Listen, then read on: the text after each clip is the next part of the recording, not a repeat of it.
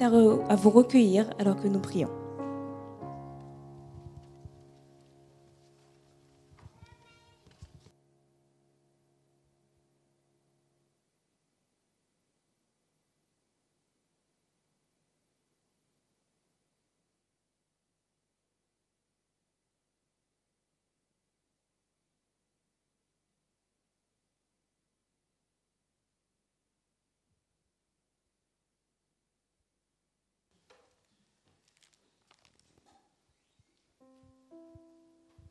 Celui qui tient la terre entre ses mains, celui qui détient tout pouvoir sur toute chose, celui qui règne de gloire en gloire, d'éternité en éternité, son nom Jéhovah. Dieu très saint, Dieu 3 fois saint. Nous t'acclamons, reçois nos actions de grâce, toi, notre Emmanuel. Chantons ensemble, Seigneur de gloire.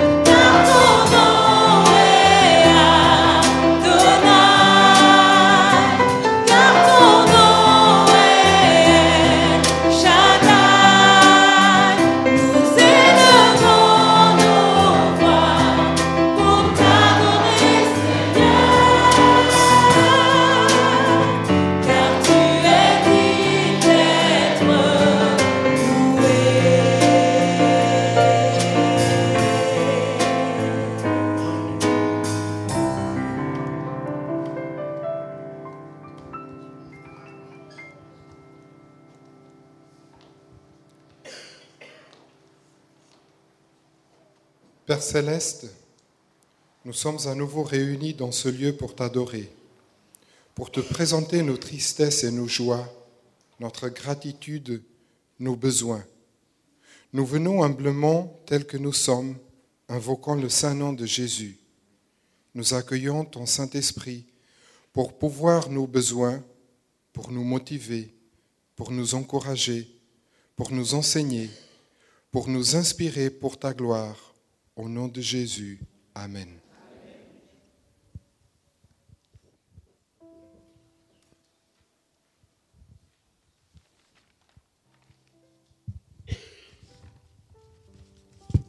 Bonjour chers frères et sœurs. J'aimerais bien savoir pourquoi vous avez fait le choix d'être là ce matin. Quelles sont vos motivations? Parce que hier soir, ma fille était profondément triste. Elle pleurait, mais vraiment. Et quand je lui ai dit, mais qu'est-ce qui ne va pas? Pourquoi tu pleures? Elle m'a dit, maman, je veux voir Dieu. J'ai dit, tu veux voir Dieu? Je crois qu'elle s'est dit, mais chaque fois qu'on veut quelque chose, maman dit, il faut prier. C'est les fêtes, on veut les cadeaux, il faut prier pour que Dieu bénisse les parents. Pour tout, il faut prier. Mais moi, je crois qu'au lieu de prier, je veux voir directement Dieu. Et du moins, j'ai trouvé une réponse. Ça l'a calmée. Mais en fait, on est là aussi parce que c'est un jour de fête spécial, un jour que les anges célèbrent grandiosement à tout moment. Alors, pour toi qui es là pour la première fois ou qui nous rend de temps en temps visite, la parole de Dieu te dit ceci dans Psaume 37. Recommande ton sort à l'Éternel, mets en lui ta confiance et il agira. Pour toi qui, malgré les tracasseries de la semaine, est là pour te recueillir et rendre gloire à Dieu, malgré tout, Dieu te parle dans Psaume 37 également, verset 6, et il te dit qu'il fera paraître ta justice comme la lumière et ton droit comme le soleil à son midi. Pour tous ceux qui hésitent encore et qui sont dispersés autour de nous et par-delà le monde, comme vous pouvez le voir sur les photos, la parole de Jésus nous demandera, il nous dira ceci, il est écrit dans Matthieu, « Car j'ai eu faim et vous ne m'avez pas donné à manger, j'ai eu soif et vous ne m'avez pas donné à boire, j'étais étranger et vous ne m'avez pas recueilli, j'étais nu et vous ne m'avez pas vêtu, j'étais malade et en prison et vous ne m'avez pas rendu visite. » Alors rappelons-nous, chers frères et sœurs, que notre Sauveur s'est intéressé à la personne dans toutes ses dimensions, physiques, mentales, sociales et spirituelles. Ainsi, nous devons les soulager comme notre Seigneur Jésus par la puissance de la foi et de l'Esprit, afin que nous puissions nous préparer pour la bienvenue céleste, n'est-ce pas? Et qu'il n'y ait plus de place dans cette église, que nous ayons plutôt que nous ayons besoin d'espace, parce que nous aurons atteint ces personnes au cœur. Nous leur aurons montré quel prix ils ont pour Dieu par nos dons et nos offrandes. Soyez les bienvenus et que l'Éternel nous aide dans son œuvre. Amen.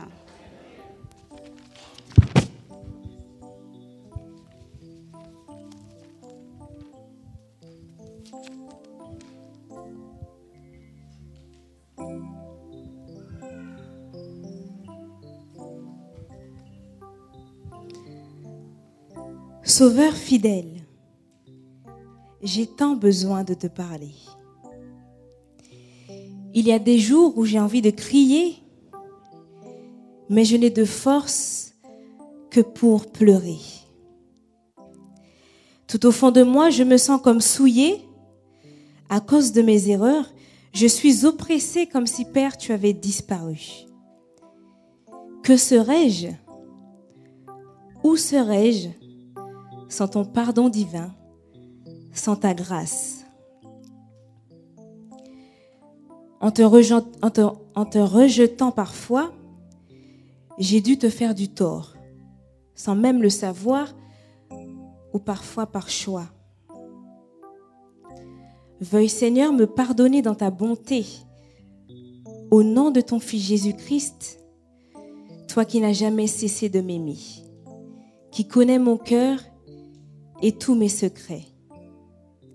Je reviens vers toi, prends-moi dans tes bras. Viens, restaure-moi, remplis-moi de tout ce que tu es, pour qu'enfin je sois libérée. Entre tes mains, j'abandonne tout. Oui, prends tout, Seigneur. Chantons ensemble les paroles du numéro 489 de nos hymnes et louanges.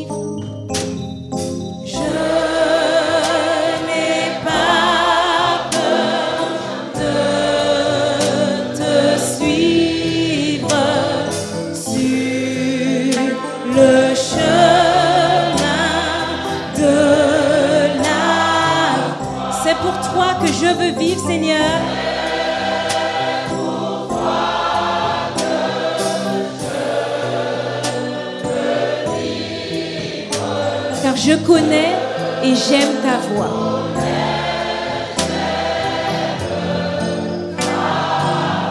Seigneur, oui, prends tout. Oui, prends tout, Seigneur.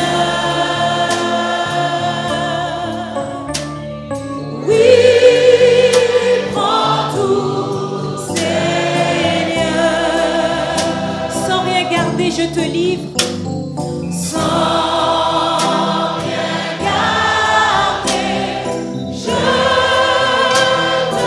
livre tout avec bonheur. Prends mon corps et prends mon âme. Prends mon corps et prends mon âme, que tout en moi soit à toi.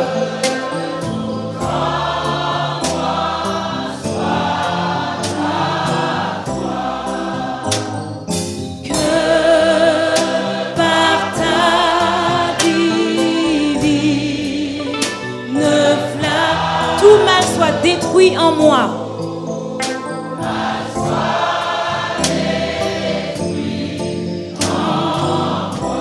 Oui, prends tout, Seigneur.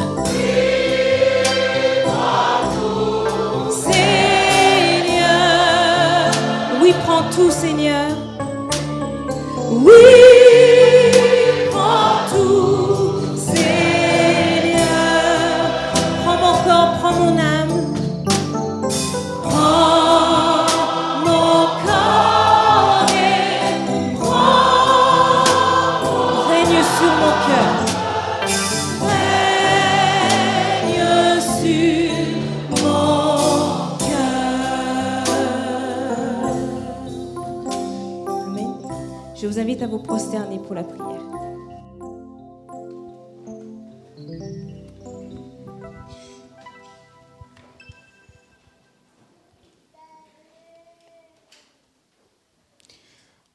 Ô notre Dieu, créateur des cieux et de la terre, nous t'adressons nos vœux au nom de Jésus en cet instant, car nous te reconnaissons comme notre Dieu. Tu es Dieu d'éternité en éternité, Dieu d'Abraham, Dieu d'Isaac et Dieu de Jacob. Et tu es le Dieu de nos cœurs. Nous venons à tes pieds, Seigneur, te demander pardon. Tu nous as entendus chacun ce matin, parce que nous désirons nous rapprocher de toi. Nous sommes ici pour t'adorer, pour te plaire, Seigneur, pour te rester fidèle. Et malgré notre situation de chaque jour, nous prenons conscience que nous avons désespérément besoin de toi. Merci, Seigneur, pour ton investissement en Jésus, sur la croix au Calvaire. Grâce à ce sang, Seigneur, nous sommes purifiés de toutes nos iniquités au nom de Jésus. Nous te remercions aussi pour l'action de ton Saint-Esprit dans nos vies, sans lequel nous ne pourrions te plaire, au nom de Jésus. Alors, Saint-Esprit, descends sur chacun de nous. Fais-nous du bien, Seigneur. Malgré notre vie interne, notre vie intérieure, dont personne ne connaît, toi seul peux toucher nos vies et nous transformer au nom de Jésus. Bon Père Céleste, nous avons la certitude que ce matin, tu nous as conviés à cette rencontre ici. Qui que ce soit que nous soyons ici dans cette enceinte en ce matin, dans ton Église, nous sommes ici parce que nous avons été invités par ton Esprit Saint. Et Seigneur, nous avons la certitude que ton action dans nos vies fera de nous des êtres meilleurs au nom de Jésus. Nous voulons simplement nous abandonner entre tes mains, car toi seul peux réaliser dans nos vies ce que nous sommes incapables de réaliser. Merci notre Dieu, parce que tu nous appelles à partager, Seigneur, ce que tu nous as donné, cette bénédiction d'être en Jésus. Et ce matin, tu as permis à notre frère Mario d'être avec nous en ce matin. C'est lui qui dispensera à chacun ce pain de vie. Éternel notre Dieu, nous savons que tu l'as déjà oint pour ce service, mais dispose nos cœurs, Seigneur, afin de recevoir ta parole et que nous puissions partir d'ici pour réaliser ton œuvre au nom de Jésus. Merci aussi de la dispositions que tu nous donnes à travers ces responsables de ce pays, qui nous permettent d'évangéliser sans inquiétude. Merci aussi pour la liberté religieuse que tu nous donnes à travers eux. Mais permets qu'eux aussi, Seigneur, reçoivent l'influence de ton Saint-Esprit. Parce que tu viens, Seigneur Jésus, pour chacun. Tu as donné ta vie pour que chacun soit sauvé. Éternel notre Dieu, nous avons l'assurance qu'en Jésus, nous te verrons très très bientôt. Éternel notre Dieu, c'est pour cela que nous voulons participer par nos dîmes et nos offrandes, Seigneur, à ton œuvre. Ces dîmes parce que nous sommes reconnaissants de ton investissement dans nos vies. Et ces offrandes parce que tu réalises des choses merveilleuses dans nos vies. Merci de continuer à nous faire plaisir, Seigneur, parce qu'en te faisant plaisir, nous réalisons ta volonté. Aujourd'hui, nous sommes réunis spécialement autour de la bienfaisance. Éternel notre Dieu, ces gens qui sont sans foi ni loi ou qui ne te connaissent pas, parce qu'ils n'ont pas encore goûté à ton immense amour. Tu nous as recueillis afin que nous puissions partager avec eux. Alors, Seigneur, fais ta volonté dans nos vies. Merci Éternel, lève-toi et disperse tes ennemis, afin que la voie, Seigneur, soit ouverte pour l'évangélisation et que ton nom seul soit glorifié. Je te prie au nom de Jésus. Amen.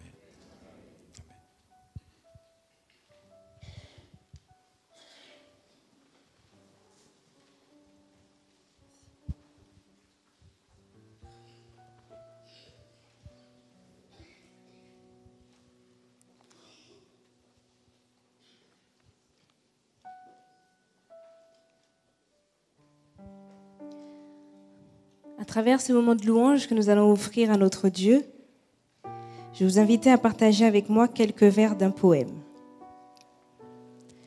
qui s'intitule « L'amour divin ».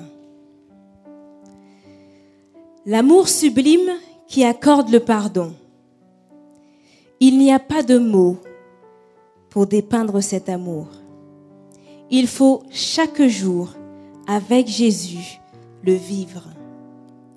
C'est l'amour du bon berger qui mène son troupeau là où il y a de l'abondance de vie et de repos. Seigneur, nous ne pouvons le décrire, alors entends nos cœurs et nos esprits qui te louent. Oui, entends ce chant d'amour que nous t'offrons. Chantons ensemble comment expliquer et comment décrire.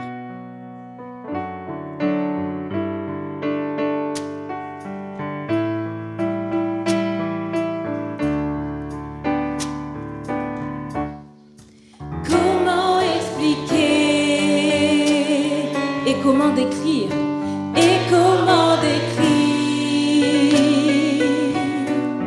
un amour si grand, si puissant que rien ne peut le contenir.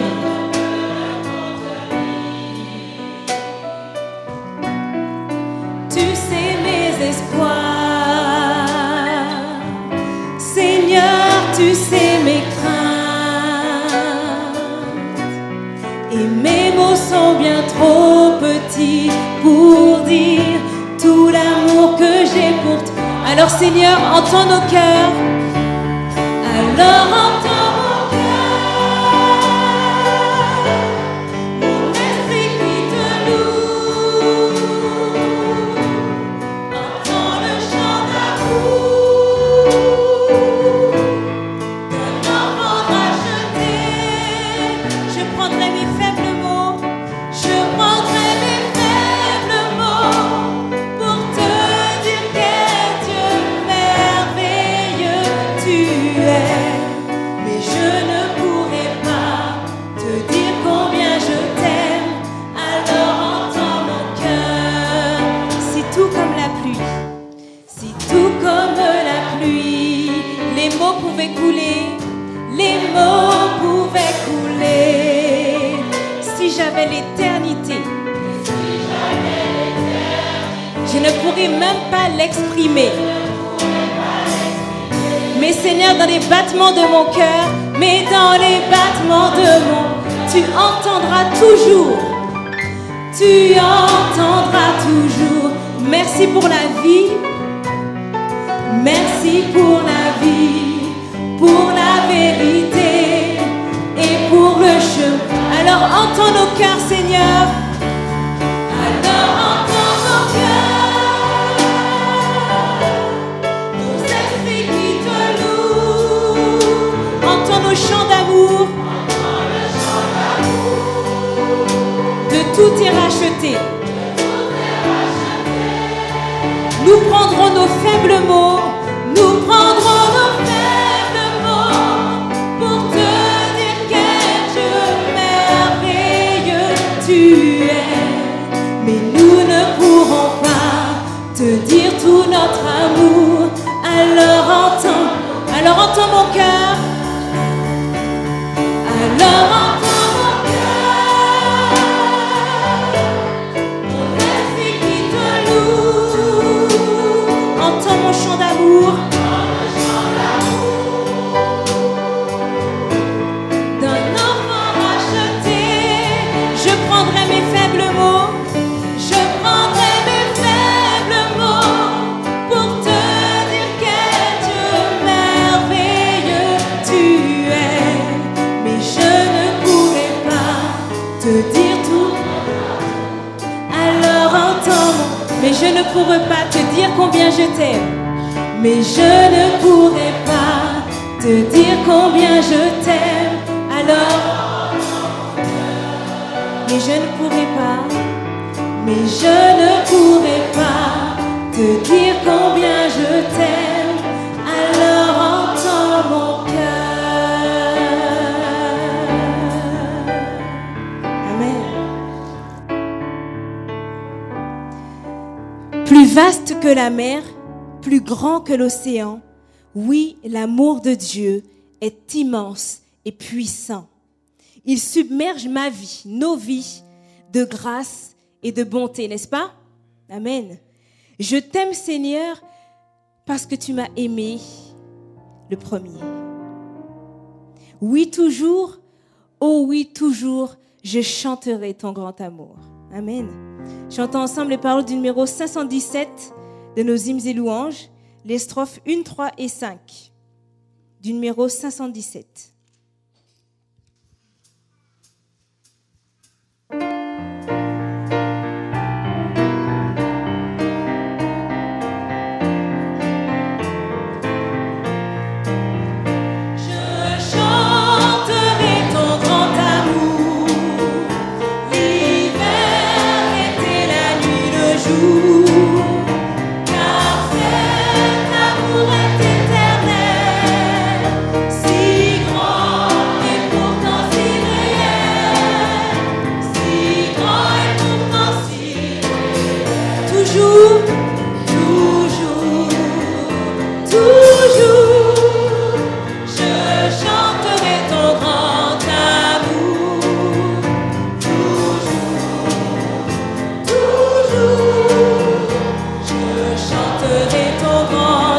Troisième strophe.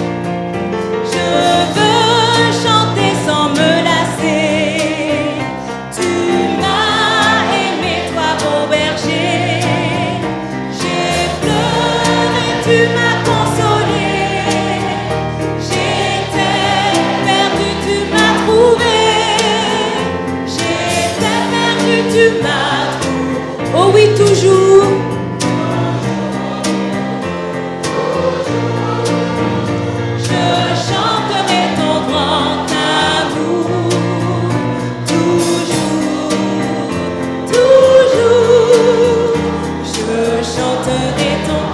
Chantons donc jusqu'à ce jour. Oh, chantons donc jusqu'au grand jour. Nous réunis dans ton amour, grand Dieu, nous verrons tes splendeurs. Et nous dirons de tous nos cœurs. Et nous dirons de tous nos, toujours, oui, toujours. Nous chanterons ton grand amour, toujours, toujours, nous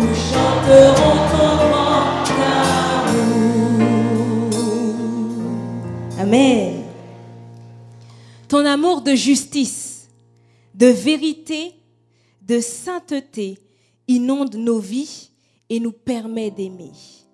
Aimer avec force et douceur celui qui m'a blessé. Dans une société de bruit qui a peur de tout, seul l'amour de Jésus rassure et tient debout. Sur la mort, les ténèbres, un amour victorieux qui donne sur la terre un avant-goût des cieux. C'est ici l'amour divin, incomparable. Amen. Louons Dieu car il est bon, son amour dure à toujours. Chantons ensemble.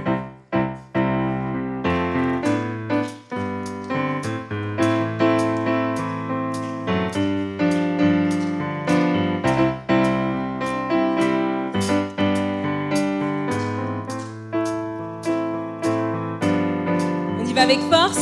Louez Dieu car il est bon. Louez le Dieu du pardon. Louez le Dieu juste et saint. Louez le Dieu souverain. Son amour calme la frayeur. Son amour guérit la douleur. Oui, son amour chasse nos erreurs. Dieu nous offre la grâce de son amour réveille en douceur. Son amour touche avec ardeur. Oui, son amour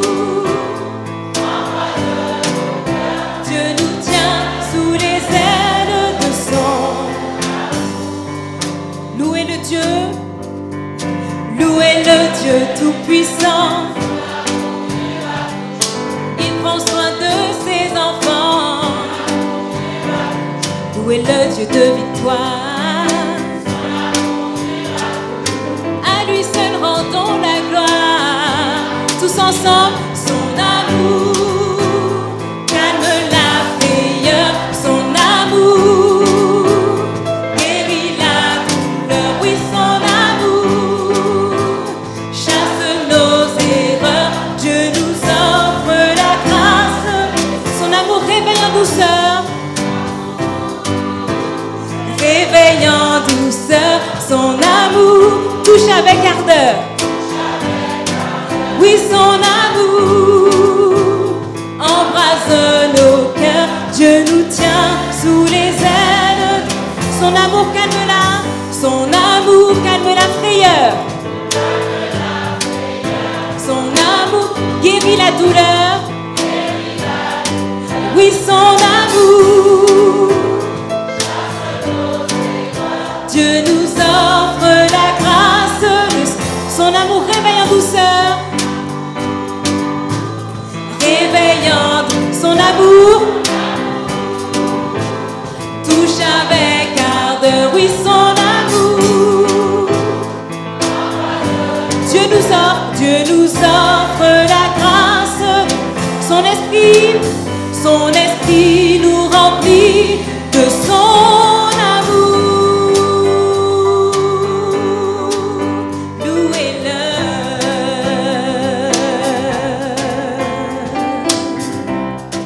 Amen.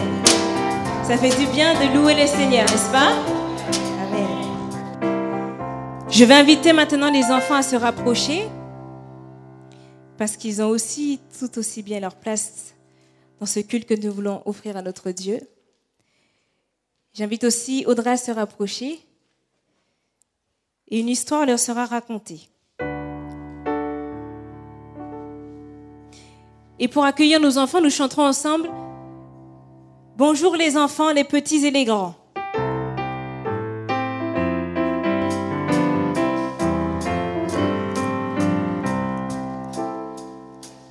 Bonjour les enfants, les petits et les grands, soyez bienvenus dans l'église. Louons le Seigneur, tous en chantant, que l'amour soit nôtre. Encore une fois. Bonjour les enfants, soyez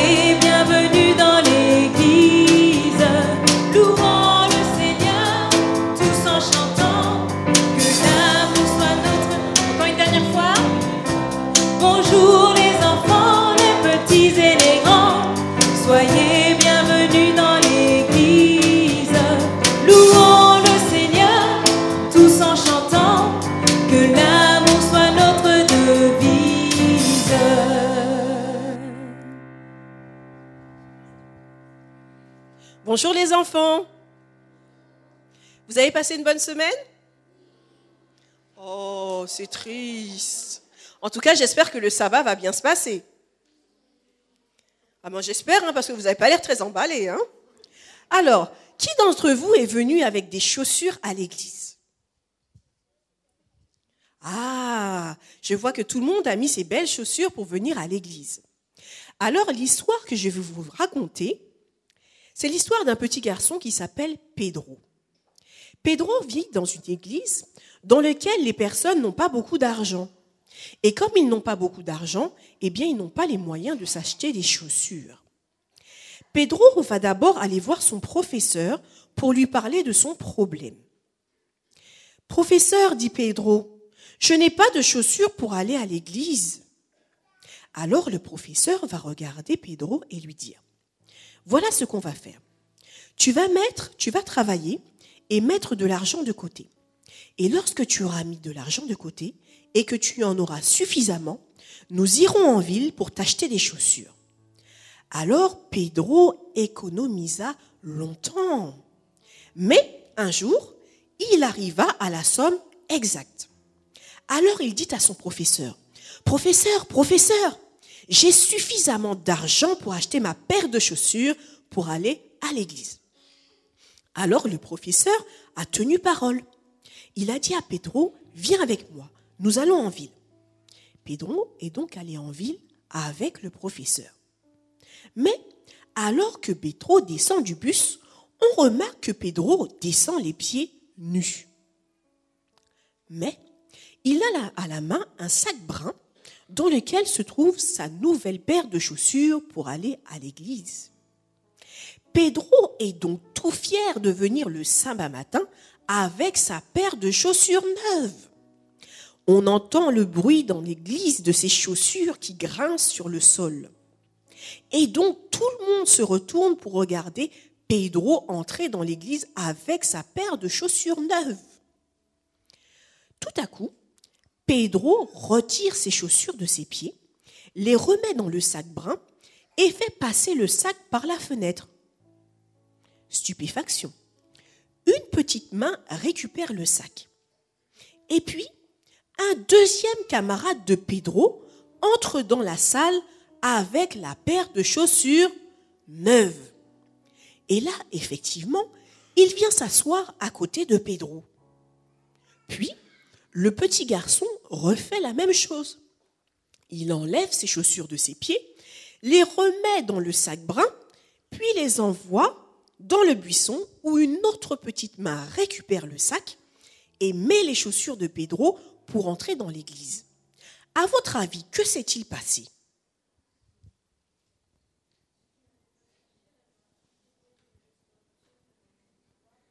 Ah, alors, ceux qui n'avaient pas de chaussures, grâce à Pedro, ont pu en avoir.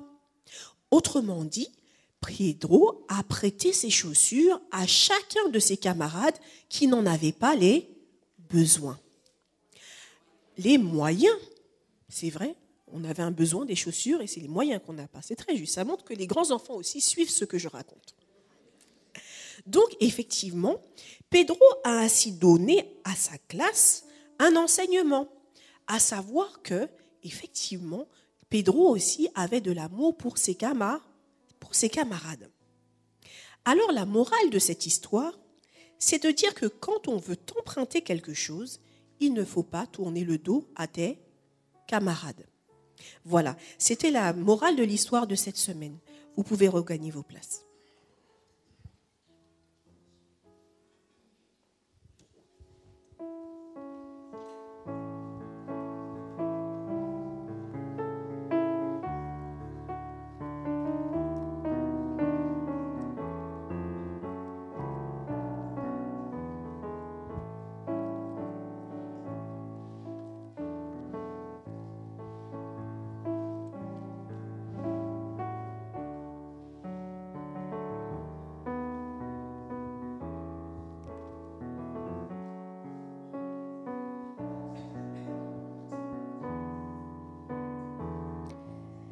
Nous avons tous, chacun d'entre nous, reçu de Dieu une part de sa richesse, nous avons tous été remplis de son amour, car nous avons tout simplement choisi de lui appartenir. De ce fait, nous sommes tranquilles, car nous avons confiance en notre Dieu. Toi, nous, ces enfants fidèles et obéissants, apportons au Seigneur la dîme qui lui revient et donnons à ceux qui sont dans le besoin. Car je lis au psaume 112, verset 9, « Celui qui obéit à Dieu est généreux. Il donne aux pauvres et Dieu lui donne raison pour toujours. Il est puissant et respecté. » Amen. Rendons à l'Éternel la gloire pour son nom. Alors que le service du diaconat passera recueillir nos dîmes et nos offrandes, nous chanterons ensemble « Où est ton trésor, là sera ton cœur ».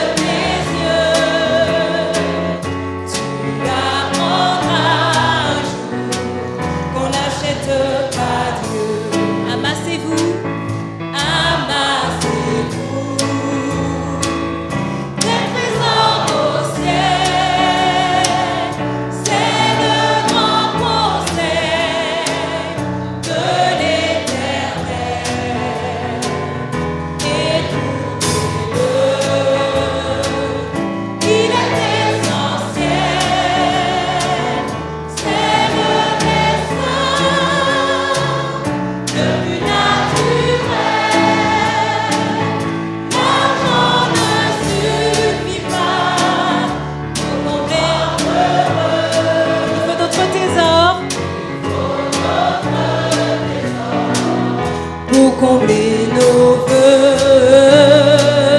Si tu n'as soif que d'or, prépare tes yeux. Tu apprendras un jour qu'on achète. Tu apprendras un jour. Tu apprendras un jour qu'on n'achète pas Dieu.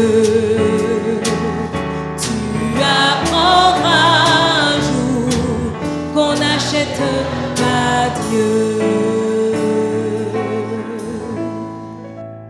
Amen. Je vous invite à vous tenir debout pour la lecture de la parole de Dieu.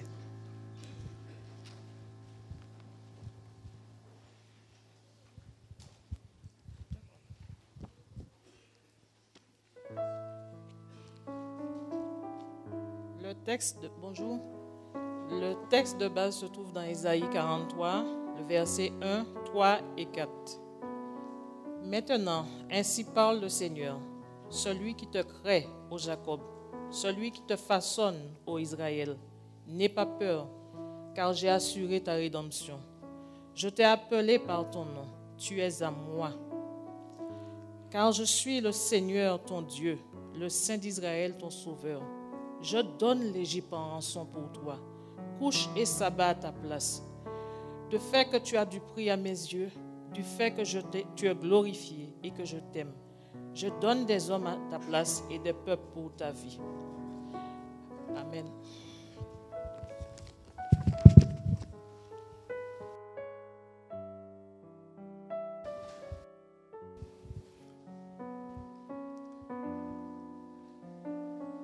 Je commencerai par une question. Est-ce que vous savez où se trouve le siège d'Adra France. Madame Marie-Lélis. Tout à fait. Donc aujourd'hui, nous avons la joie d'avoir avec nous le responsable d'Adra France, Mario Oliveira. C'est une joie pour nous de l'accueillir. Il est marié, il a 3 enfants et ce matin, il est avec sa fille Larissa et son fils Jérémy qui sont là. Vous pouvez vous mettre debout pour qu'on puisse vous voir. Voilà, la grande fille et Jérémy. Merci. Donc, Mario est directeur d'Adra France depuis 2 ans. Sa profession, il est sociologue.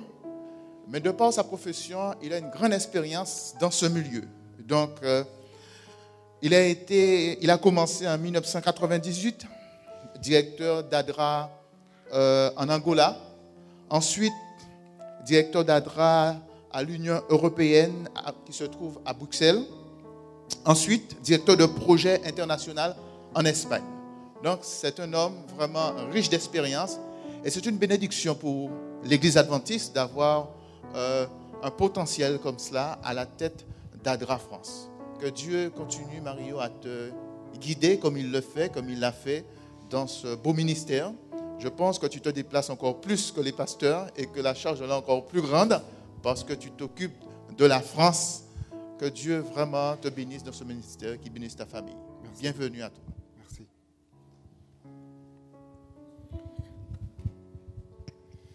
C'est vrai que je reconnais que parfois c'est un peu compliqué de présenter la famille parce que je me suis marié avec une Italienne qui est née en Suisse. Moi-même, je suis né en Angola, tout en étant portugais.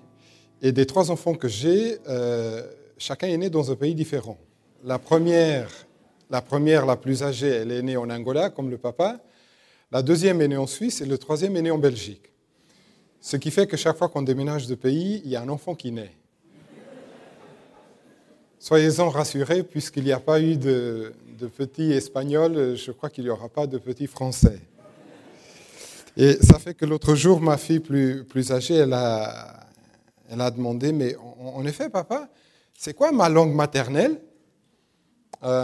Jusqu'à aujourd'hui, je n'ai pas pu lui répondre.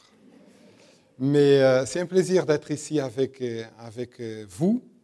Et quand il y a quelques semaines, quelques mois, votre ancien, Willem, il m'a invité à être présent avec lui, avec vous. C'est avec joie que j'ai accepté. Ma femme n'a pas pu être présente parce qu'elle a aussi des responsabilités à l'église de Damary. Et j'ai vu tout à l'heure que vous avez lu le transfert du pasteur Stéphane Eucharis. Alors, il est aussi notre pasteur, parce qu'il est pasteur de Damary et de Versailles. Il a demandé le transfert pour Versailles parce que Philippe le Duc, il est à Damary, donc comme ça, les églises ne se chamaillent pas et chaque église peut avoir un pasteur. Mais c'est aussi avec plaisir que nous avons dans nos églises, dans notre église de Damary-Lélis, votre ancien, il était ancien ici, n'est-ce pas ? Exactement. Donc c'est un plaisir de l'avoir ainsi que sa femme et son enfant.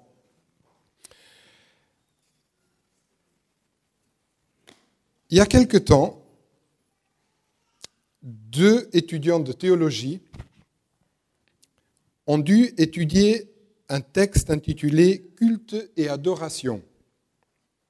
Et un des réquisites de ce cours était qu'ils devraient assister à un culte d'une autre église protestante au centre de Washington.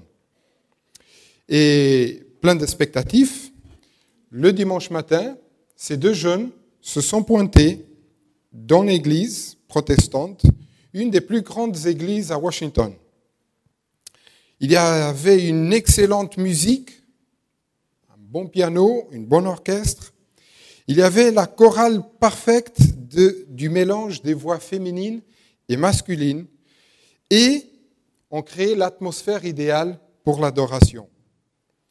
Il y a eu une lecture dramatique de plusieurs textes de la Bible, entre Ésaïe 53, qui a encore plus mis l'esprit de toute la congrégation en syntonie avec le Seigneur.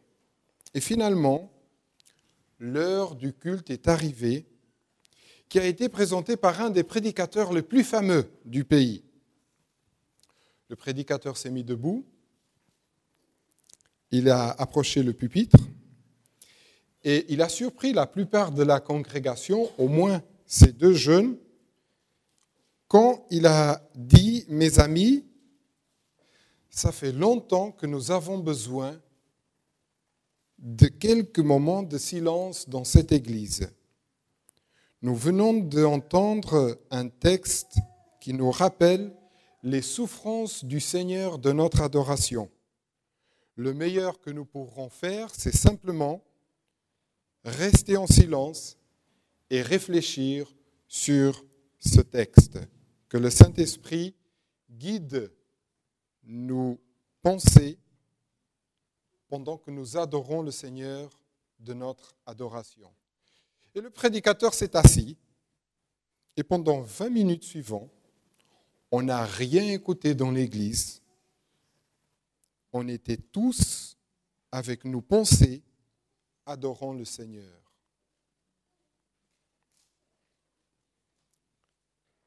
N'ayez pas de crainte, je ne ferai pas ça ce matin. Mais ça nous fait réfléchir que qu'est-ce qui nous a amenés à venir ici aujourd'hui.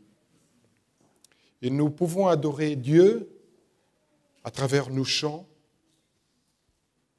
Nous pouvons adorer Dieu à travers nos dîmes et nos offrandes. Nous pouvons adorer Dieu à travers l'écoute de la parole de Dieu. Mais nous pouvons adorer aussi Dieu à travers le silence. Et ce matin, j'aimerais que chacun d'entre vous puisse faire silence dans son cœur pour écouter la parole de Dieu, pour écouter le message que Dieu, à travers un serviteur imparfait, veut nous faire transmettre ce matin. Je vous invite à ouvrir vos Bibles, Matthieu au chapitre 4.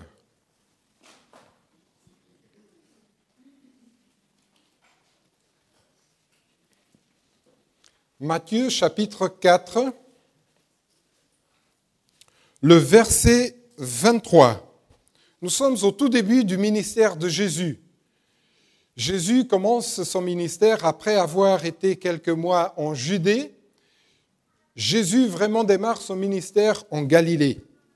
Et Matthieu 4, verset 23, va dire « Jésus parcourait toute la Galilée. » Et qu'est-ce qu'il faisait ? Il enseignait dans les synagogues, dans les églises. Il prêchait la bonne nouvelle du royaume et guérissait toute maladie et toute infirmité parmi le peuple. Et poursuit, Matthieu, sa renommée se répandit dans toute la Syrie. On lui amenait tous ceux qui souffraient de maladies et de douleurs diverses, des démoniaques, des lunatiques, des paralytiques, et il les guérit. Et des grandes foules le suivirent de la Galilée, de la Décapole, de Jérusalem, de la Judée et d'au-delà le Jourdain. Qu'est-ce que Jésus faisait ?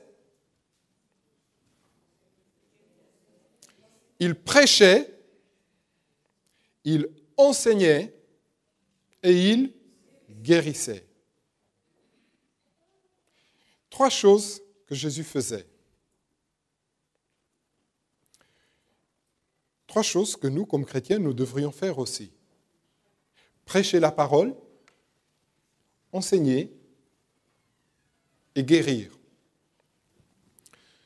Depuis le début de ce mouvement auquel nous appartenons, l'Église adventiste a tenu à prêcher la parole. Alors, c'est vrai que l'Église adventiste, au début, a eu une idée un peu restrictive de qu'est-ce qui était prêcher la parole à tout le monde. Et pour eux, le monde, c'était à toutes les langues, toutes les tribus, toutes les nations. C'était toutes les nations qui étaient aux États-Unis. Et vraiment, l'Église adventiste a prêché beaucoup à l'intérieur des États-Unis. Et ce n'est que très tard, 1890, que l'Église adventiste se lance vraiment dans le mouvement missionnaire au-delà des États-Unis. Il y avait eu quelques expériences avant en Europe, en Australie aussi, mais vraiment 1880, c'est vraiment le démarrage de l'expansion missionnaire de l'Église adventiste, ce qui est très tard comparé aux autres églises protestantes. Alors, ce n'est pas par hasard. Ça nous a permis d'avoir une base solide aux États-Unis. Et jusqu'à très récemment, 50% des offrandes mondiales de l'Église adventiste venaient des États-Unis et du Canada. Ça nous a permis, et c'est ce qui a permis l'Église adventiste de soutenir l'effort missionnaire qu'elle a tenu pendant de longues années et que encore aujourd'hui se tient. Mais nous avons prêché surtout aux États-Unis. Aujourd'hui, par la grâce de Dieu, l'Église adventiste est l'Église protestante avec plus de présence dans tous les pays du monde. Et on peut être fier de ça. Ce n'est pas pour s'enorgueillir, pas du tout, mais nous avons pris à cœur ce désir d'être partout, dans tous les pays, partout dans le monde. L'éducation. C'est aussi un peu tard que l'Église se réveille pour l'éducation. 1890, c'est vraiment quand l'Église commence à faire un effort pour que chaque Église puisse avoir une école. Et aujourd'hui, par la grâce de Dieu, il y a plus de 5000 écoles, universités, écoles secondaires, collèges, lycées, crèches, et j'en passe. Il y a plus de 1 million d'étudiants adventistes.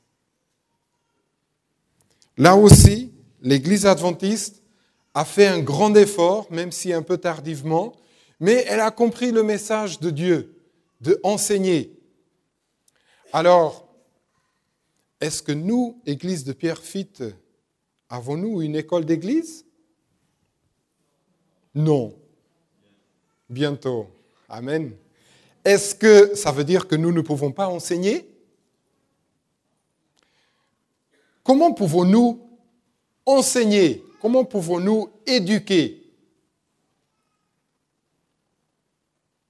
Ce matin, quand je suis entré, il y avait plusieurs, classes. Classe de quoi? De l'école du sabbat. Alors, on peut l'appeler école du sabbat, catéchèse, mais le principe, c'est nous avons des écoles du sabbat. Et est-ce qu'il y avait seulement des écoles du sabbat ici, en haut? En bas, pour qui? Pour les enfants. Et ça, c'est une chose que aussi je tiens à le dire.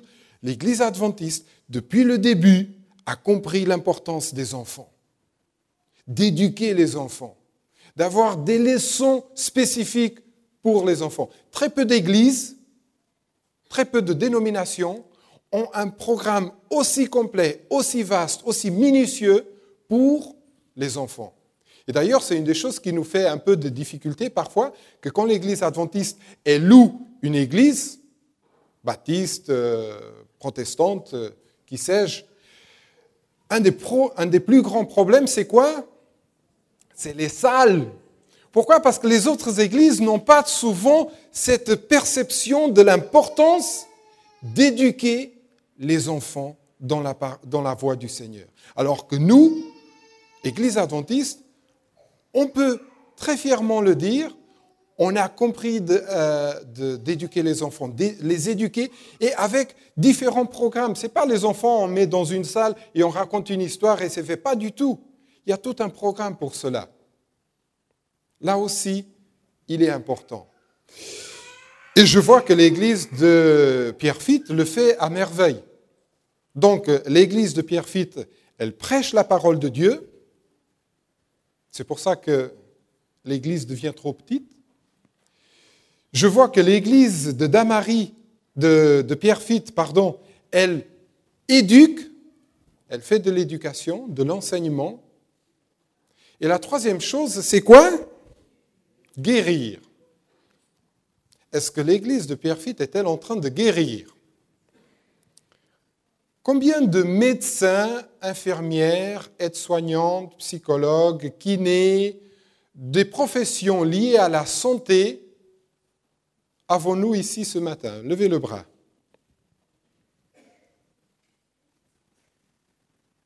Merci. Là aussi, l'Église adventiste a été pionnière. Depuis le début, l'Église adventiste s'est mise dans le ministère de la santé. Il n'y a aucune église qu'il y ait un si grand pourcentage de professionnels de la santé comme l'Église adventiste. C'est grâce à ça que nous avons des hôpitaux, des centres de santé, des bateaux médicaux, des ambulances, quelques-uns de grande renommée, parce que nous avons compris que c'est important de guérir, de soigner.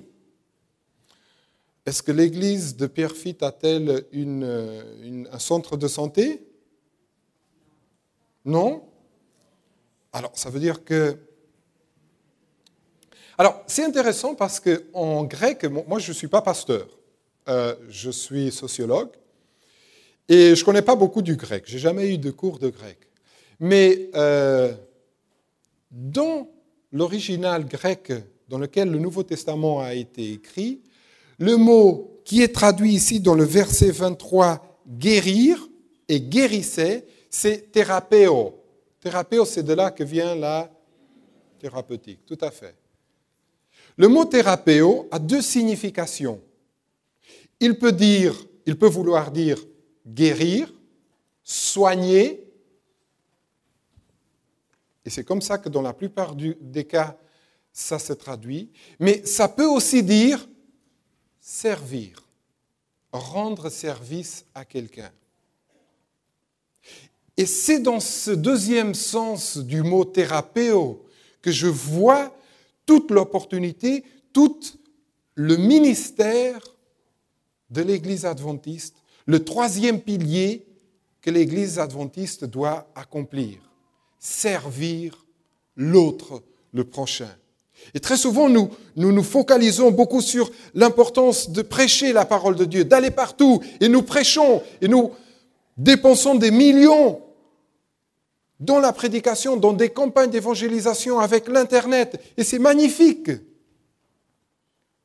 Nous faisons un grand programme d'éducation de nos enfants, de l'école du sabbat. Ce n'est pas pour rien que nous sommes connus comme étant le peuple de livres, le peuple de la Bible. Nous connaissons ce livre. Et le service. Jusqu'à quel point sommes-nous engagés à servir notre prochain? Si l'Église primitive, l'Église chrétienne, elle a pu se répandre si rapidement dans l'Empire romain, comment une secte obscure est devenue la principale religion de l'Empire romain, c'était grâce surtout à que l'Église primitive avait un service, une notion de service qu'on ne trouvait nulle part dans l'Empire romain. Les chrétiens étaient connus, en cas de tremblement de terre, d'être ceux qui aidaient. En cas qu'il y avait une épidémie, les chrétiens s'occupaient de ceux qui étaient malades. Les pauvres, de prédilection. Et c'est pour ça que ADRA a été créé en 1956, même si à l'époque il y avait un nom différent. Et je vous invite à ceux qui voudront connaître plus d'ADRA et à connaître la deuxième partie du culte, parce que le culte va être interrompu à moitié, pour la deuxième partie du culte à venir cet après-midi, où on pourra parler, discuter même, avec des questions et réponses sur qu'est-ce qu'ADRA fait, qu'est-ce qu'ADRA fait en France, qu'est-ce qu'ADRA fait dans le monde, et qu'est-ce qu'ADRA fait spécifiquement, et comment pouvons-nous aussi servir notre prochain. Mais Dieu nous appelle à servir. Dieu nous appelle à prêcher la parole de Dieu, c'est très bien. Dieu nous appelle à éduquer, c'est très bien. Mais Dieu nous appelle aussi à servir.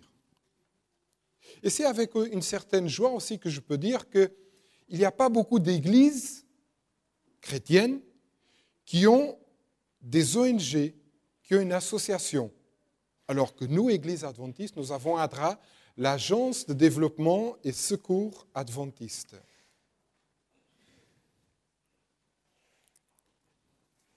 Je sais que parfois ça peut prendre des noms différents, œuvre de bienfaisance adventiste de Pierrefitte, l'OBAP.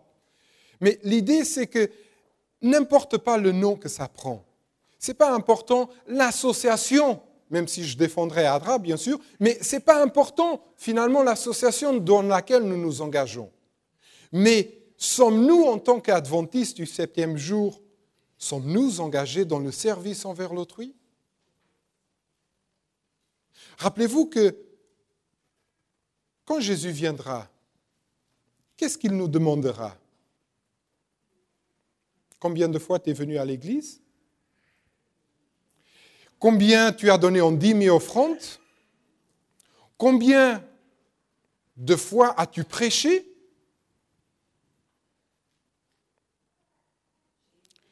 J'ai eu faim et vous m'avez donné à manger. Il y aura des très grandes surprises dans le ciel. Ellen White dit que nous aurons 3 surprises en arrivant dans le ciel. Nous serons surpris d'abord d'être nous-mêmes là-bas. Ce sera la plus grande surprise. Moi, nous serons surpris de voir des personnes qu'on ne pensait jamais être là. Et nous serons surpris d'avoir, ou de ne pas voir des gens que nous croyons qui seraient là, que sais-je, un ancien, le président, le directeur d'ADRA, et que pourtant n'est pas là. Nous aurons 3 grandes surprises. Nous aurons des gens qui seront dans le ciel qui n'ont jamais entendu parler de Dieu, qui n'ont jamais mis les pieds dans une église, mais qui ont su servir, qui ont vu ceux qui étaient faim et qui leur ont donné à manger. Des gens qui avaient soif et qui leur ont donné à boire. Des gens qui étaient dans des prisons. Je ne parle pas seulement des prisons de 4 murs et avec des barreaux, des prisons de la souffrance, des prisons de la solitude, des prisons de problèmes, et qui ont été visités par d'autres personnes. Si nous ouvrons la Bible dans le chapitre 5 de Matthieu, c'est toute la suite. Ça vient le sermon sur la montagne. Voyant la foule, je lis au chapitre 5, verset 1. Voyant la foule, Jésus monta sur la montagne, il s'assit et ses disciples s'approchèrent de lui, puis il ouvrit la bouche et se mit à les enseigner. Et ensuite, nous avons quoi? Le sermon plus magnifique que Jésus a jamais prêché, le sermon sur la montagne. Le chapitre 5, le chapitre 6 avec Notre Père, le chapitre 7 et 7, 28, quand Jésus eut achevé ses discours, les foules restèrent frappées de son enseignement, car il les enseignait comme quelqu'un qui a de l'autorité et non comme les scribes. Et lorsque Jésus fut descendu, je lis le verset 1 du chapitre 8, lorsque Jésus fut descendu de la montagne, de grandes furent le suivirent, et il commence quoi? Des miracles, des guérisons de service. Après avoir enseigné, après avoir éduqué, qu'est-ce que Jésus va faire? Servir.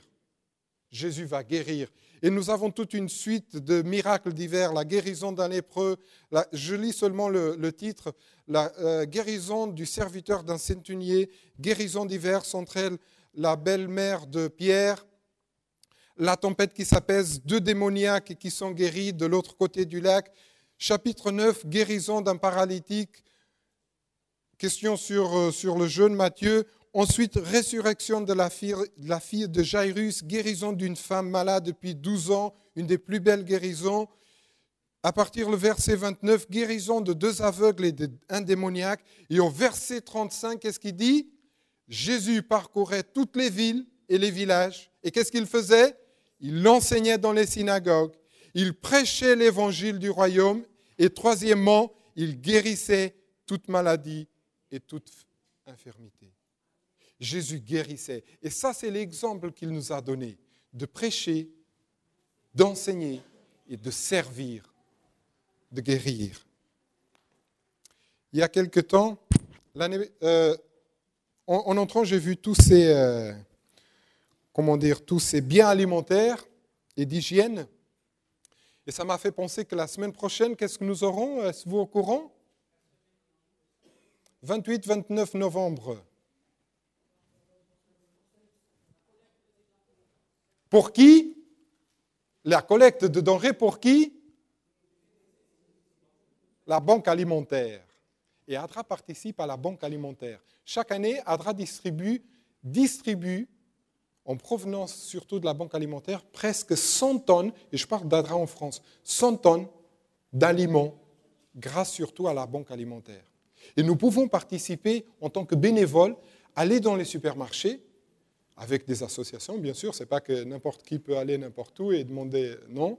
Mais ADRA organise des récoltes, des collectes de la banque alimentaire. Et ça me fait rappeler une publicité que j'ai vue une fois. Il y avait 2 mains qui prenaient un pain et qui le divisaient en 2, et puis qui passaient un autre, et puis celui-là prenait et le divisait en 2, et passait un autre, et ainsi successivement. Et puis il y avait une voix off qui disait « Si vous ne pouvez pas faire le miracle de la multiplication des pains, faites le miracle de la division. » Et c'est ce que Dieu nous appelle, à faire le miracle de la division, de partager les bénédictions que nous avons. Jésus a expliqué ça à une personne, et je vous invite à aller dans Luc 19. Il y a une histoire qui est très connue, que tous les enfants connaissent. Luc, chapitre 19, l'histoire de qui ? Zachée. Et je vais lire rapidement. Jésus entre dans Jéricho et traversa la ville. Qui était Zachée ? Nous connaissons tous l'histoire de Zachée. Il n'était pas seulement le collecteur d'impôts, il était le chef des collecteurs d'impôts. Combien d'entre vous aimez payer les impôts à l'État français et qui le font de cœur joie ? Allez, hein ? Quand vous le faites vraiment joyeux. C'est bien. Il y a un, hein ? Alors, imaginez si aujourd'hui, la plupart d'entre nous n'aimons pas payer les impôts, au temps de Jésus, c'était pire. C'était la même chose, mais pire encore. Pourquoi ? À qui on payait l'impôt ? Aux Romains, à l'envahisseur. Alors, imaginez que la France, elle est envahie par l'Allemagne, ou par un autre pays, mais il y a quelques années, ce fut l'Allemagne le cas. Mais que la France est envahie et que demain, l'envahisseur arrive ici, et le système qu'ils utilisaient, c'était plus ou moins comme ça. Ils arrivaient dans une communauté et ils comptaient la richesse, ils comptaient le nombre de personnes, et ils disaient il y a combien de membres à Pierrefitte ? 463 membres. C'est une communauté riche, c'est bien. Chacun payera 1 000 € par an à l'État romain. Alors, ce n'était pas les Romains qui allaient à chacun d'entre vous à la porte frapper pour demander les 1 000 €, non. Alors, il y avait quelqu'un qui avançait l'argent aux Romains, les 463 000 €. Il avançait cet argent aux Romains, et puis c'était son job d'aller à la maison de chacun d'entre vous et demander combien ? Eh ben non, hein, il avait avancé de l'argent de sa poche. C'est normal qu'il demande un peu plus. Il fallait qu'il vive. Combien pourrait-il demander ? 1100, 1200, 1300, 1500. En effet, il pouvait demander ce qu'il voulait et vous étiez obligé de le payer parce que si vous ne payez pas, il allait appeler les Romains et les Romains allaient venir et allaient vous obliger à payer. Vous comprenez que les collecteurs d'impôts, dans le temps de Jésus, n'étaient pas aimés du tout. Ils étaient haïs. Ils étaient méprisés. Zachée, quand il allait dans la rue, les gens traversaient de l'autre côté du trottoir pour ne pas avoir à croiser avec Zachée. Et ceux qui restaient dans le même trottoir, quand ils passaient, ils crachaient de côté pour montrer le mépris qu'ils avaient pour Zachée. La parole de Zachée n'avait aucune valeur dans un tribunal, telle comme la parole d'une prostituée. Zachée pourrait voir un criminel qui avait fait une chose horrible, il allait se plaindre, personne ne ferait cas de lui. C'est un publican, c'est un pécheur. Il est voleur, légal, mais voleur. Il est un vendu. Il est un traître à la nation. Zachée souffrait de cette solitude. Zachée souffrait et Zachée sentait dans sa peau ce mépris, même s'il était riche. Alors quand il a écouté que Jésus est arrivé à Jéricho, il a fermé boutique et il a dit « Il faut que je parle avec Jésus ». Ce Jésus que parmi ses plus proches suiveurs, à un de mes collègues de Capharnaüm, Matthieu. Et s'il a pu avoir Matthieu entre ses amis, il faut que je parle avec lui. Et c'est ce qu'il fait. Et Matthieu, Zachée, et en plus Zachée voulait dire, vous savez qu'est-ce que voulait dire Zachée? Pur. C'était vraiment l'opposé de ce qu'il était. Il était le plus corrompu de toute la ville de Jéricho.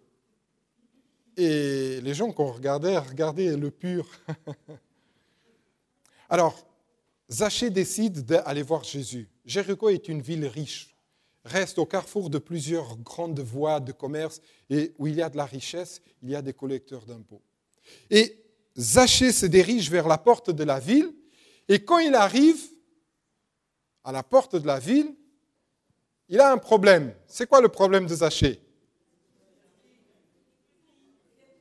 Pourquoi Zachée ne peut pas voir Jésus? Qu'est-ce qui empêche Zachée de voir Jésus? La foule. C'est vrai qu'il est petit, mais souvent, quand il y a un rassemblement dans la place centrale, qui est au premier loge? Les enfants, les petits. Pourquoi? Parce que plus facilement, ils arrivent à se mettre et à passer dans la foule et à arriver là devant. Et quand Zachée essaye, tout petit qu'il est, il essaye de passer, qu'est-ce qui se passe? La foule l'empêche. Et la foule dit non, tu ne passeras pas. Et chaque fois que Zachée essaye, lui dit non, tu ne passeras pas. Et combien de fois la foule m'empêche-t-elle de voir Jésus? Ça peut être la foule de mes problèmes. Ça peut être la foule, peut-être ma famille, mes amis, mes collègues. Qu'est-ce qui m'empêche de voir Jésus? Zachée ne peut pas voir Jésus. C'est vrai, il est petit. Il peut pas. Mais il peut écouter. Et qu'est-ce qu'il écoute? Jésus, fils de David, aie pitié de moi. Je suis au verset 39 du chapitre 18 de Luc. Jésus, fils de David, aie pitié de moi. Mais il connaît cette voix. C'est Bartimée, l'aveugle, qui est habituellement à la porte de la ville, qui fait la manche. Jésus, fils de David, aie pitié de moi. Et les gens qui essayent de le taire, et Bartimée qui crie de plus en plus fort. Et Jésus, à un certain moment, verset 41, dit, « Que veux-tu que je fasse pour toi ?» Ah, comme Zachée aurait aimé écouter ces paroles de Jésus. « Que veux-tu que je fasse pour toi ?» Et ce matin, Jésus vous lance ces mêmes paroles. « Que veux-tu que je fasse pour toi ?» Et le même Jésus qui a fait le miracle de Bartimée, le même Jésus a le même pouvoir pour faire le miracle dans votre vie. Que veux-tu que je fasse pour toi? Zachée ne va pas écouter la suite, mais tout d'un coup, tout le monde commence à louer à Dieu. Tout le peuple, en voyant cela, rendit louange à Dieu. Et de nouveau la foule qui pousse Zachée. Zachée est presque au point de désister, mais il a une idée. Ce n'est pas pour rien qu'il est arrivé là-haut, tout en étant petit. C'est quelqu'un qui est débrouillard. Et il a un plan. Il comprend que la foule se dirige vers un certain endroit, vers une voie, une rue. Et il connaît bien cette rue parce qu'il y a un vieux figuier brave, un sycomore. Et probablement, quand il était gamin, il avait grimpé quelquefois ce sycomore. Et il a une idée. Et Zachée court, et il ne voit personne à droite, il ne voit personne à gauche, et il n'y a personne qui le regarde. Et imaginez Zachée qui monte l'arbre et qui se met là, bien caché, bien silencieux, et qui attend. Et la foule approche lentement, approche. Et tout d'un coup, Zachée voit qui? Jésus. Jésus qui est où? Au milieu, au centre. Et Jésus, en passant, s'arrête juste où? Sous l'arbre. Zachée ne peut pas croire. Il n'ose même pas respirer. Il est à quelques centimètres seulement de Jésus. On ne sait pas combien de temps Jésus reste, mais à un certain moment, Jésus regarde vers le haut et toute la foule regarde vers le haut. Et qu'est-ce qu'il voit là-haut? Et toute la foule éclate de rire, j'imagine. Pauvre Zachée. Lui qui est venu chercher un peu de confort, lui qui est venu chercher de la paix, voilà que maintenant il devient la risée de Jéricho. Et remarquez la façon géniale comme Jésus va sortir Zachée de cette situation pour le moins embarrassante. Qu'est-ce qu'il va lui dire? Zachée, hâte-toi de descendre parce que aujourd'hui je vais manger chez toi. Combien de personnes connaissez-vous que vous pouvez vous pointer à la porte de cette personne et dire « Aujourd'hui, je viens manger chez toi ». Combien de personnes vous connaissez? 1, 2, 3. Et habituellement, c'est qui? C'est de la famille proche. Mon frère, je peux me pointer chez mon père et lui dire « Bonjour papa, aujourd'hui, je viens manger chez toi ». Et je suis sûr que mon père va ouvrir les portes et dire « Bien sûr, mon fils, viens ». Gérard, aujourd'hui, je viens manger chez toi. Il n'y a pas de problème? Mais il y a 12 gaillards qui viennent aussi manger avec moi. Hein? Est-ce que vous avez compris qu'est-ce que Jésus est en train de dire à la foule? Vous savez quoi? Moi et Zachée, on est si proches, on est si copains, on est si potes, que je peux me permettre de me auto-inviter chez lui et je suis sûr qu'il va m'accepter. Zachée, quand il entend ça, il tombe presque de l'arbre. Et maintenant, Zachée va conduire Jésus à sa maison. Et la foule maintenant va s'ouvrir pour laisser passer Zachée. Ce que Jésus a dit à ce moment-là, c'est, vous savez quoi? Lui, il est important. Et moi et lui, on est copains.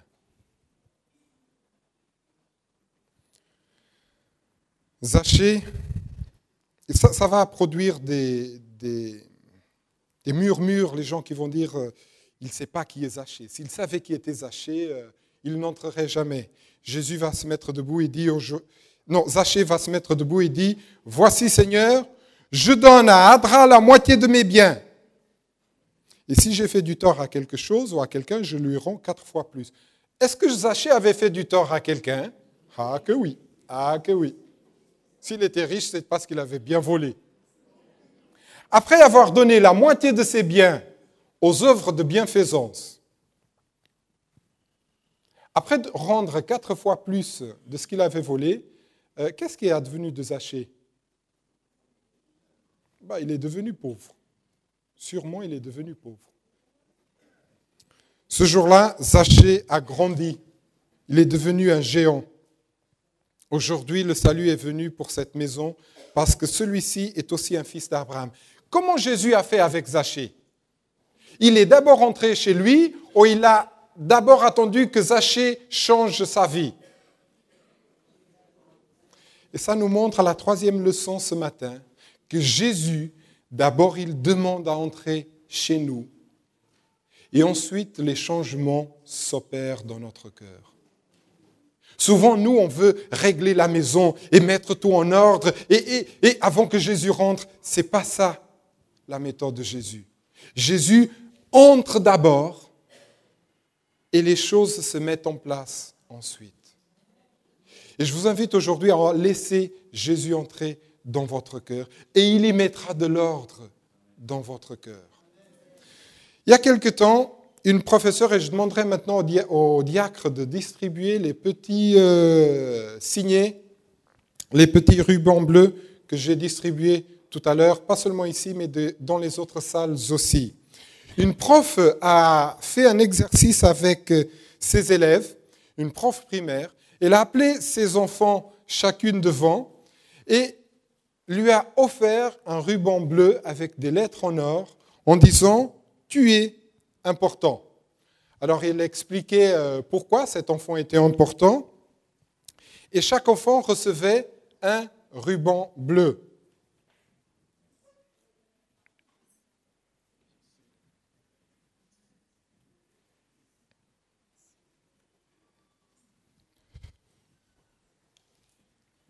C'était important pour l'auto-estime des enfants. Et ensuite, la prof a donné 3 rubans bleus à chaque enfant pour que les enfants fassent la même chose ailleurs.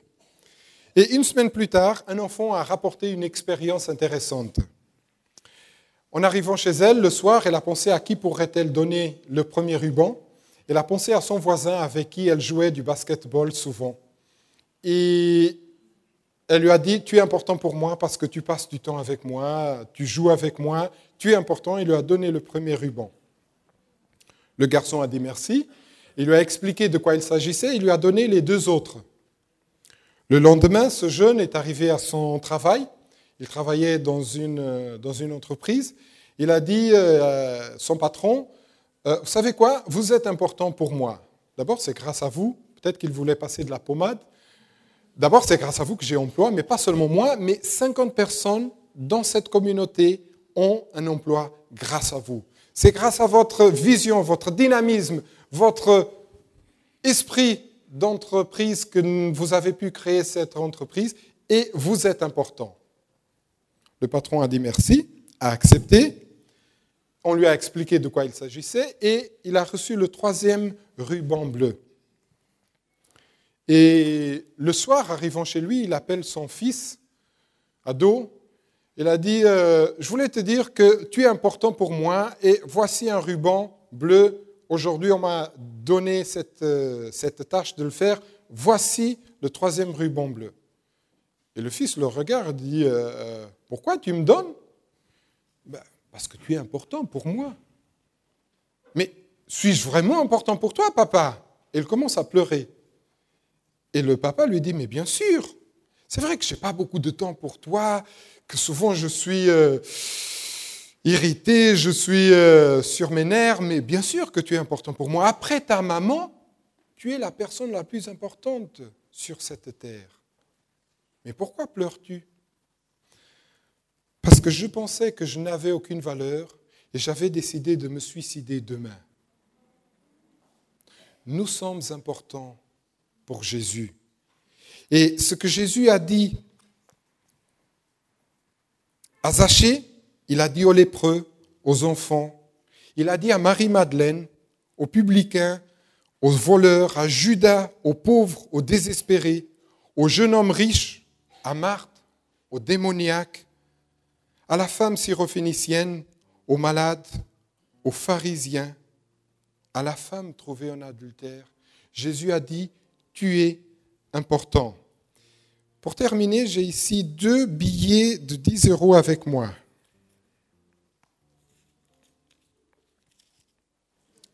Je ne vais pas les distribuer, je vous préviens d'office. Mais je vais vous demander lequel des 2 vaut le plus, celui de votre gauche ou celui de votre droite? Lequel vaut le plus? Pareil, êtes-vous sûr? D'accord. On va garder ici, celui-là, et on va maltraiter un peu celui-ci. OK. Lequel des 2 vaut le plus? La même chose?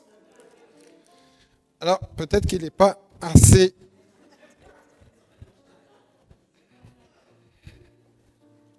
Maintenant, lequel vaut le plus?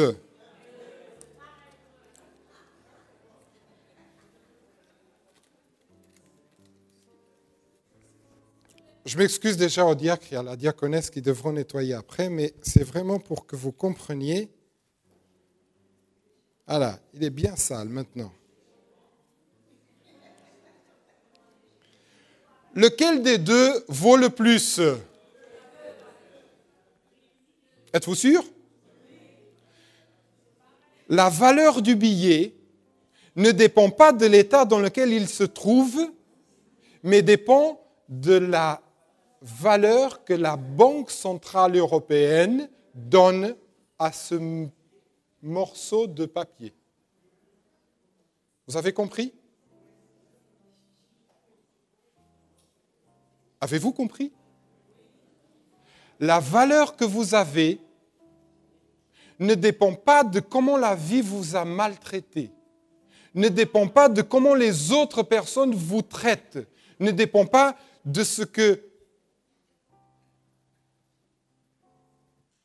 votre valeur dépend de ce que Jésus, au moment de vous créer, avec le sceau de la Banque centrale du ciel, vous a donné. Et ce n'est pas 10 euros, ce n'est pas 10 millions d'euros, ce n'est pas 10 milliards d'euros, c'est une valeur infinie parce que vous êtes important. Et c'est ce que Jésus a dit. Aujourd'hui, il dit, Jean, Marie, Philippe, Isabelle, Jésus fait le même appel à chacun d'entre vous, aux enfants, aux personnes âgées, aux criminels, aux femmes, aux malades, aux riches, aux démunis, aux SDF, aux justes, aux mécréants, aux méchants, à ceux qui souffrent, aux parents, aux grands-parents, à ceux qui croient, qui n'ont aucune valeur, à toi et à moi. Jésus dit, Jean-Marie, Isabelle, Sarah, Audi, André, tu es important pour moi. Descends vite de ton arbre, car je veux entrer dans ta vie, car je veux entrer dans ton cœur, parce que tu es important pour moi. Amen.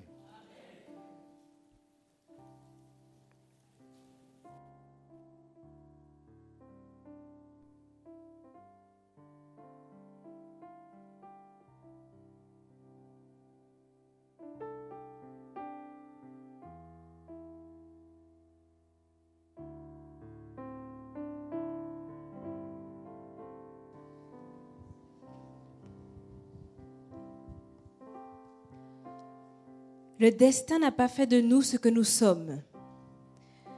Le hasard ne nous a pas conduits là où nous sommes aujourd'hui. Seul Dieu, par son amour, nous a rachetés, car il nous a choisis. Il nous a aimés et il nous aime pour que nous puissions partager avec lui la vie éternelle et sa gloire immortelle.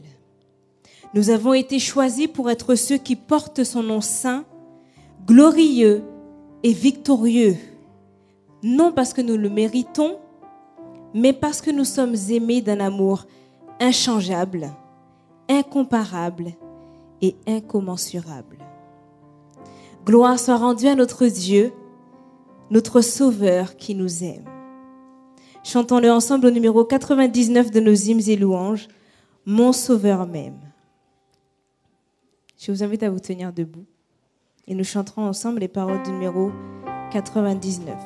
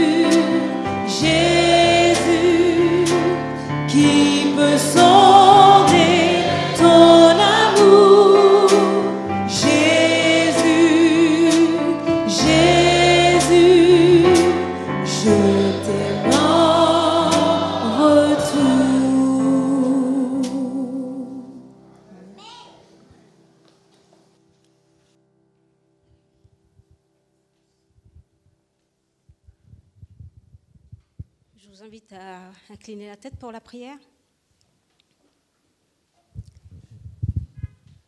Notre Dieu, notre Père, nous te louons et te bénissons pour ce que tu représentes pour nous. Tu es notre Père et tu nous aimes d'un amour incommensurable. Et nous voulons te dire merci pour ton amour manifesté en Jésus-Christ pour chacun de nous.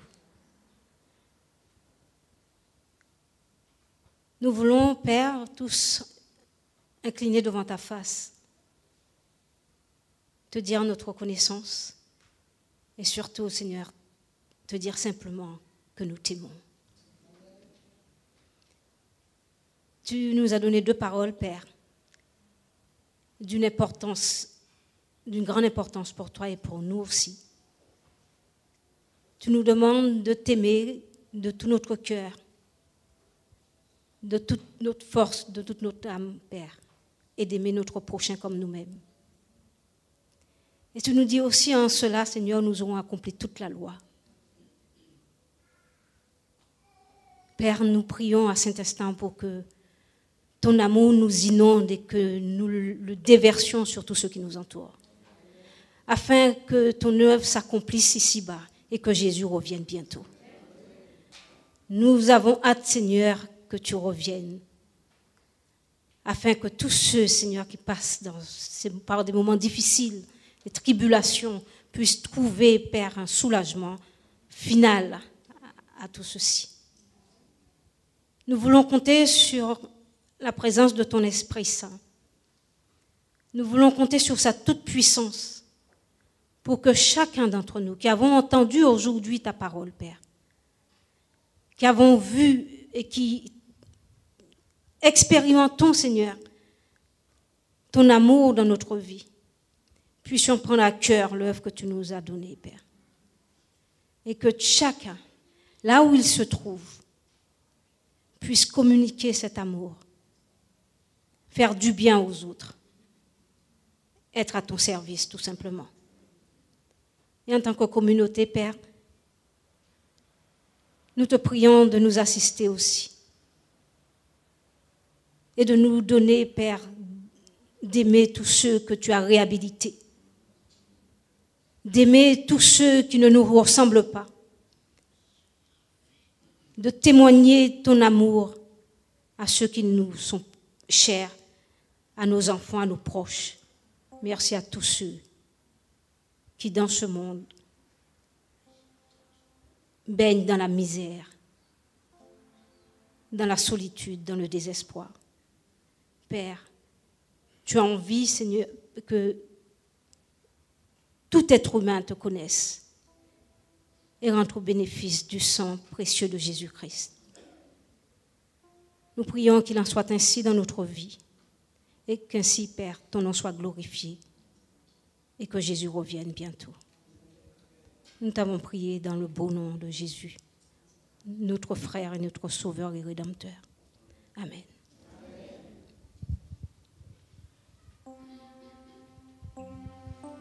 Seigneur, dirige et sanctifie.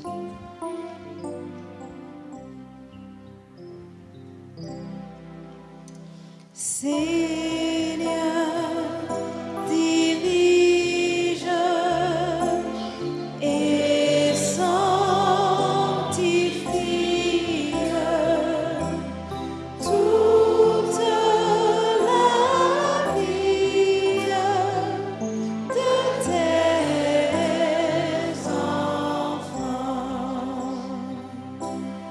Que ta lumière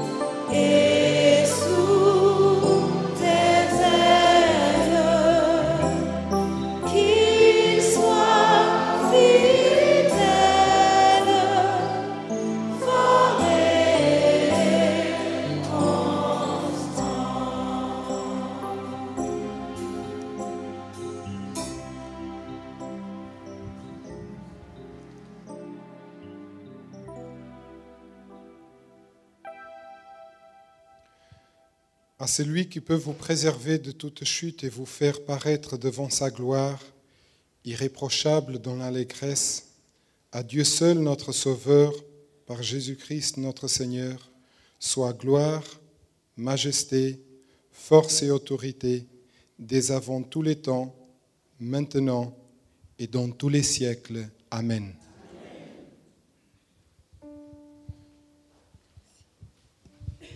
Puis vous asseoir.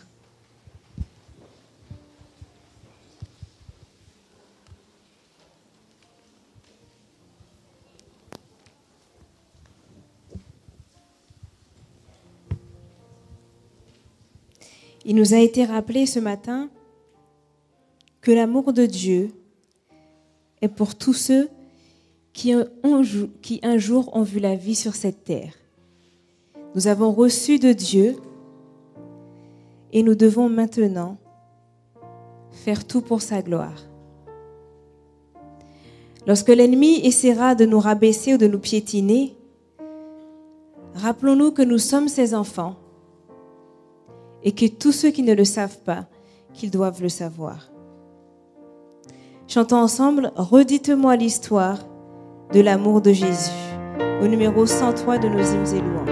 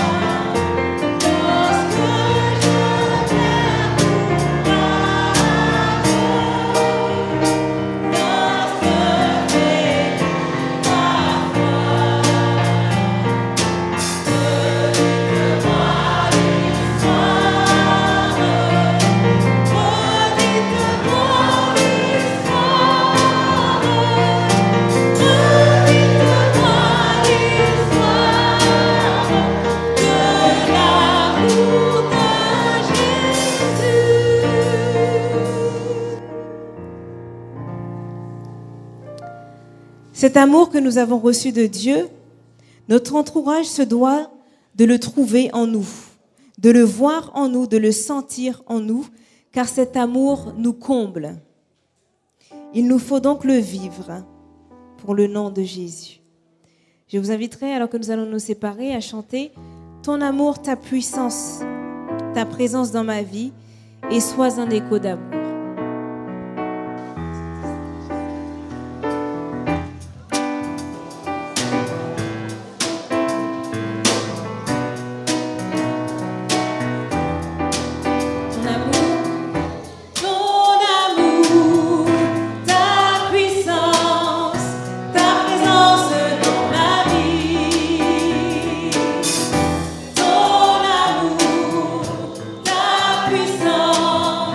Ta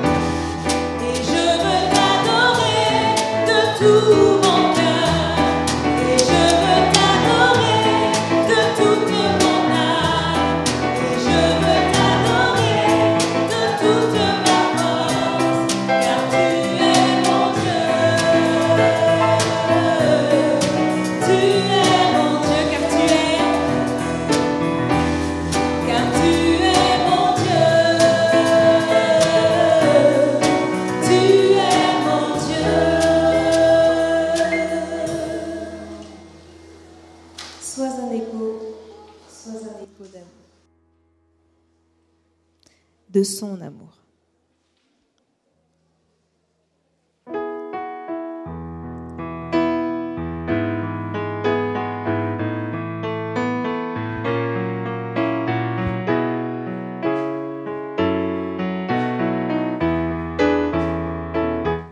Sois un écho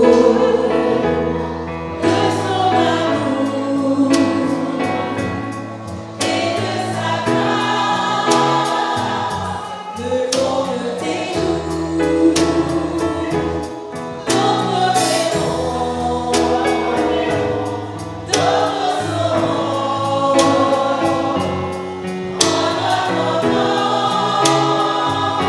que l'écho de son